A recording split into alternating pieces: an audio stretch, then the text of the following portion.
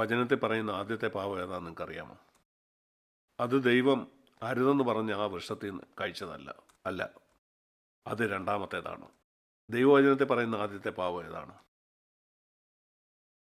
അത് പിശാച് ഒരു കള്ളം പറയുന്നതാണ്. ഈ വൃക്ഷത്തിൻ്റെ ഫലം തിന്നാൽ നീ മരിക്കയില്ല എന്ന് ഹവ്വയോട് പറയുന്നതാണ്. അതാണ് ഒന്നാമത്തെ പാവം.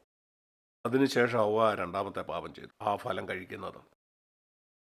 അതുകൊണ്ട് വേദപുസ്തകത്തിൽ പറയുന്ന ഒന്നാമത്തെ പാപം അത് കള്ളം പറയുന്നതാണ്. നിങ്ങൾക്കറിയാം വേദപുസ്തകത്തിൽ പറയുന്ന അവസാനത്തെ പാപം ഏതാണെന്ന്? ഞാൻ നിങ്ങളെ കാണിക്കുമെന്ന് നിങ്ങൾ ഓർക്കും. വെളിപാട് പുസ്തകം 22-ന്റെ 15-ാം വാക്യത്തിൻ്റെ അവസാന ഭാഗം ഭോഷ്ക് പറയുക. നിങ്ങൾക്ക് അത്ഭുതം തോന്നുന്നില്ലേ? ഒന്നാമതും അവസാനവും പറയുന്ന പാവം വേദപുസ്തകത്തിൽ രേഖപ്പെടുത്തിയിരിക്കുന്ന അത് ഭോഷ്ക് പറയുന്നതാണ്, സത്യസന്ധനല്ലാതിരിക്കുന്ന. അതുകൊണ്ടാണ് ഞാൻ മാതാപിതാക്കളോട് പറയുന്നത്, നമ്മുടെ മക്കളെ നാം പഠിപ്പിക്കേണ്ട ഏറ്റവും പ്രധാനപ്പെട്ട കാര്യം സത്യസന്ധരായിരിക്കുക എന്നുള്ളതാണ്.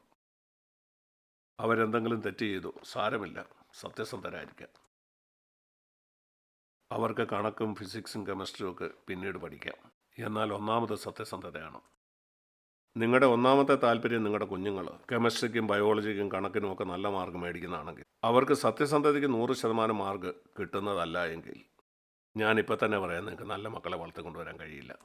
ആ കുഞ്ഞ് നശിച്ചു പോകാനിടയാവും. അവർ ചെറുതായിരിക്കുമ്പോൾ തന്നെ അവരെ പഠിപ്പിക്കുക. എൻ്റെ കുഞ്ഞുങ്ങൾ 1 വയസ്സുള്ളപ്പോൾ തന്നെ അവർ സത്യസന്ധരായിരിക്കാൻ ഞാൻ പറയുമായിരുന്നു. നിങ്ങൾ സത്യമേ സംസാരിക്കാവൂ. ഏറ്റവും പ്രധാനപ്പെട്ടതാണ്. മാതാപിതാക്കളോട് അനുസരണക്കേട് കാണിക്കുന്ന സത്യസന്ധതയില്ലാത്തത് എൻ്റെ കുഞ്ഞുങ്ങളെ വളർത്തിക്കൊണ്ട് വന്നപ്പം ഏറ്റവും ഗൗരവമായിട്ട് ഞാൻ കണ്ടതാണ്. അതുകൊണ്ട് സത്യസന്ധരായിരിക്കുക.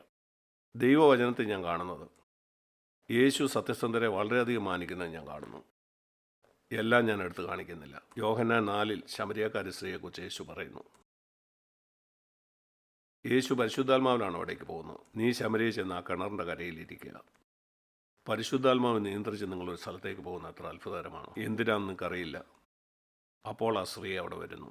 നിങ്ങൾ ഇന്ത്യയിലാണെന്ന് നിങ്ങൾക്കറിയാം. ഒരു ഗ്രാമത്തിൽ പാർക്കുന്ന ഒരു മനുഷ്യനും ഒരിക്കലും വെള്ളം കോരാനായിട്ട് ഉച്ചസമയത്ത് കിണറ്റ് കരയെ വരികയില്ല. വെള്ളം കോരാനായിട്ട് സാധാരണ അധികാലത്തെയാണ് അവർ കിണറ്റുകരയിലേക്ക് പോകുന്നത്. അവരുടെ വീട്ടിലവർക്ക് പൈപ്പില്ല. അവരൊരു കുടമോ ബക്കറ്റും കൊണ്ട് ആ കിണറ്റുകരയിലേക്ക് പോകും. ആ വെള്ളമൊക്കെ കോരി നിറച്ചുകൊണ്ട് അവർ വീട്ടിൽ പോകും. ഉച്ച സമയത്ത് എന്തുകൊണ്ടാണ് ആ സ്ത്രീ കിണറ്റിൻ്റെ കരയിലേക്ക് വന്നത്? കാരണം മറ്റുള്ളവരൊക്കെ അവളെ കളിയാക്കാനായിട്ട് അവൾ ഒരിക്കലും ആഗ്രഹിച്ചില്ല. അവരവളെ ചൂണ്ടിക്കൊണ്ട് പറയൂ, ഇവൾ 5 പ്രാവശ്യം വിവാഹമോചിതയാണ്, നിങ്ങൾക്കറിയാം ഇപ്പോൾ ഇവൾ ആരോടുകൂടെയാണ് താമസിക്കുന്നതെന്ന്. അവളത് കേൾക്കാൻ ആഗ്രഹിച്ചില്ല. അതുകൊണ്ട് പരിശുദ്ധാത്മാവ് ആ ഉച്ച സമയത്ത് യേശുവിനെ ആ കിണറ്റുകരയിലേക്ക് നടത്തി. ഇങ്ങനെയുള്ള കാര്യങ്ങൾ കേൾക്കുമ്പോൾ ഞാൻ ദൈവത്തോട് പറയാണ്, കർത്താവ് എന്നെ ഇതുപോലെ നീ നടത്തണേ. ഒരാളെ ക്രിസ്തുവിങ്കിലേക്ക് നടത്താൻ ഇതുപോലെ അങ്ങേ എന്നെയും വിവിധ സ്ഥലങ്ങളിലേക്ക് നടത്തുമാറാകണേ. അങ്ങനെ അവിടുത്തെ സഭ അവിടെ പണിയപ്പെടും. ഇതുപോലെയുള്ള അത്ഭുതകരമായ അനുഭവങ്ങളും എനിക്കുണ്ടായിട്ടുണ്ട്. ഇന്ത്യയിലുള്ള മിക്ക സഭകളും സ്ഥാപിക്കപ്പെട്ടത് അങ്ങനെയാണ്. ദൈവം എന്നെ ഒരു സ്ഥലത്തേക്ക് നടത്തി മറ്റൊരു സ്ഥലത്തേക്ക് ഞാൻ പോകാതെ. ഈ സ്വഭാവം നിങ്ങൾ വളർത്തിയെടുക്കണം. കർത്താവെ അവിടെ തന്നെ നടത്തണേ. അവനവിടെ ചെന്ന് ആ സ്ത്രീയോട് ചോദിച്ചു, നിനക്ക് ഒരു ഭർത്താവുണ്ടോ? ഇല്ല, എനിക്ക് ഭർത്താവില്ല. യേശു പറഞ്ഞു, എനിക്കറിയാം, ഇപ്പം നിൻ്റെ കൂടെ ഉള്ളത് എൻ്റെ ഭർത്താവല്ല. അവൾക്ക് യേശുവിനോട് ഭോഷ്ക് പറയാമായിരുന്നു.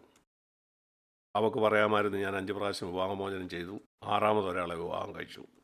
അവർ ശരിയായല്ല വിവാഹം കഴിച്ചെന്ന് യേശുവിന് അങ്ങനെ അറിയാൻ കഴിയുമായിരുന്നു. മറ്റുള്ളവർക്ക് എങ്ങനെ മനസ്സിലാവും? മറ്റൊരു പട്ടണത്തിൽ നിന്ന് വന്ന് ഇവിടെ ജീവിക്കുന്ന ഈ 2 പേര് അവർ വിവാഹിതരാണോ അല്ലയോ അവർക്കറിയില്ല.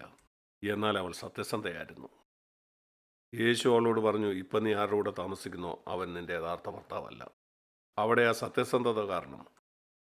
നിങ്ങൾക്കറിയാമോ, യേശു അവൾക്ക് ദൈവവചനത്തിൽ നാം കാണുന്ന ഏറ്റവും അത്ഭുതകരമായ ഒരു വെളിപാട് അവൾക്ക് കൊടുത്തു. യോഹന്നാൻ 4-ൽ പിതാവിനെ ആരാധിക്കുന്നവർ ആത്മാവിലും സത്യത്തിലുമായിരിക്കണം ആരാധിക്കേണ്ടത്. ദൈവം ആത്മാവാകുന്നു. ആ വചനം എന്നെ വളരെയധികം അനുഗ്രഹിച്ചിട്ടുണ്ട്. അതിനർത്ഥം ഞാൻ എൻ്റെ ജഡത്തിൽ ആരാധിക്കരുത്. ഇന്ന് നിങ്ങൾ കാണുന്ന ധാരാളം ആരാധനകൾ അവർ ആരാധിക്കുന്നത് ജഡത്തിൻ്റെ തലത്തിലാണ്. അത് മനസ്സും വികാരവും ആവേശമാണ്. ദൈവത്തിനത് വേണ്ട. എനിക്ക് എവിടുന്ന് അത് കിട്ടിയത്? ആ ശമരിയക്കാരി സ്ത്രീയോട് യേശു പറഞ്ഞാണ്. ദേഹിയിൽ ആരാധിക്കുന്ന ആളുകളെ അല്ല ദൈവം നോക്കിക്കൊണ്ടിരിക്കുന്നത്. പഴയ നിയമത്തിലെ ആരാധനയാണത്. ആവേശത്തോടെ കൈയടിച്ച് ഡ്രം അടിച്ച് കാഹളമൂതി വാദ്യഘോഷത്തോടെ അങ്ങനെയല്ല. ആത്മാവിലാണ് അവനെ ആരാധിക്കേണ്ടത്. പൂർണ്ണമായിട്ടും ഞാൻ സത്യസന്ധനായെങ്കിൽ മാത്രമേ എനിക്ക് ആത്മാവിൽ ദൈവത്തെ ആരാധിക്കാനായിട്ട് കഴിയത്തുള്ളൂ. അതിന് സംഗീത ഉപകരണങ്ങളുടെയോ ഡ്രമ്മിൻ്റെയോ അതുപോലുള്ള ഒരു കാര്യത്തിൻ്റെയോ ആവശ്യമില്ല. എനിക്ക് വേണ്ടി സത്യസന്ധതയാണ്. ഈ സ്ത്രീ, അവൾക്ക് ഈ വെളിപാട് കിട്ടിയത് അവൾ സത്യസന്ധയായതുകൊണ്ടാണ്. ലൂക്കോസ് 19 പറയുന്ന മറ്റൊരു ഉദാഹരണം എടുത്തേ. ഇവളൊരു സാധുവായ സ്ത്രീയാണ്. യേശു സാധുക്കളെ മാത്രമേ സഹായിക്കുള്ളൂ. ചിലരങ്ങനെയാണ് ചിന്തിക്കുന്നത്. ധനികനായ ഭാവി അവൻ കരുതും.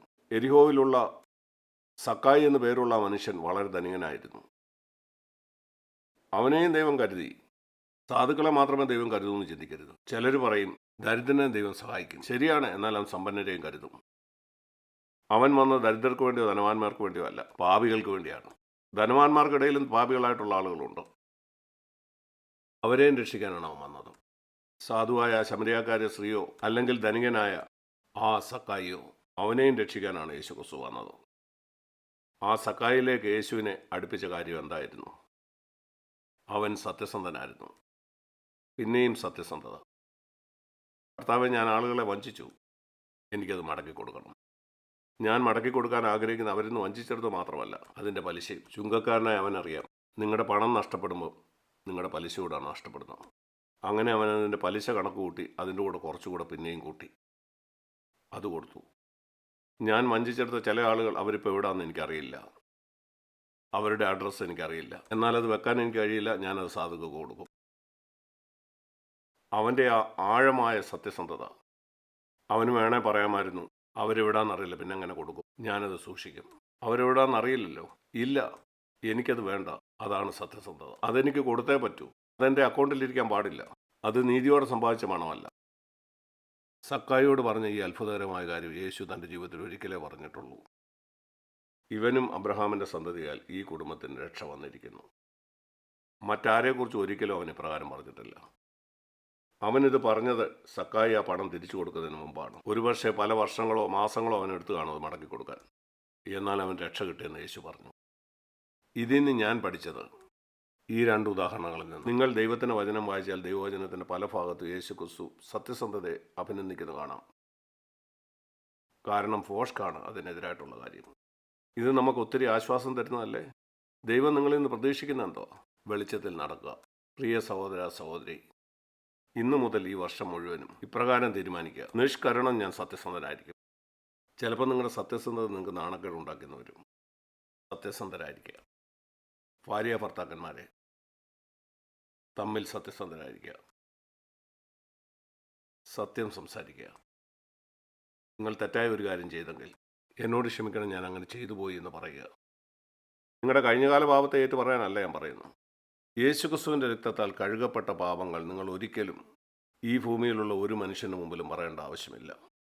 ഞാൻ പറയുന്നത്, നാളെ നിങ്ങളൊരു പാപം ചെയ്താൽ അത് സത്യസന്ധനായിരിക്കുക.